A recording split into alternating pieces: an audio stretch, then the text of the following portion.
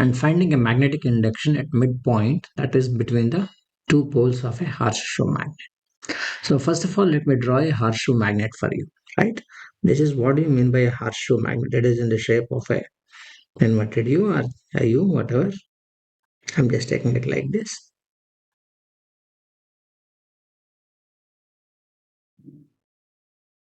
There's two poles. Assume this is the North Pole and this is the South Pole. And this is the South Pole. Each have a same pole strength M. Pole strength is same, but the nature is different. Let the distance between these two poles is some value like D. Total distance is D. Yeah, some D. Now we have a point P, that's the midpoint between these two. That means this distance is D by 2. This distance is D by 2. At this point, we need to find out a magnetic induction or magnetic field strength.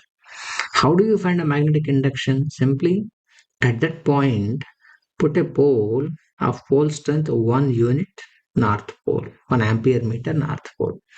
What is the resultant force experienced by that unit north pole is the magnetic induction itself. So, on this north pole, there is a force due to this north pole and there is a force due to this south pole. The effective force will be the magnetic induction itself. So, let's try to find out that effective force. Yeah. So on this unit north pole, due to the north pole of the bar magnet, identical poles, there is a force of repulsion. How much is that force of repulsion due to the north pole and the unit north pole? I can write mu naught by 4 pi. M1 is M, M2 is 1, by distance is half the distance between the two poles, d by 2 whole square. That is 4 times of mu naught by 4 pi M by d square. And in parallel, on this unit north pole, due to this south pole, there is a force of attraction. So this south pole attracts the unit north pole towards it.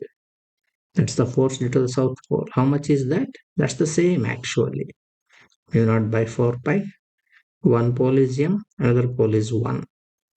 M and 1 by the distance is same, d by 2 whole square. So that is also 4 mu naught by 4 pi M by d square.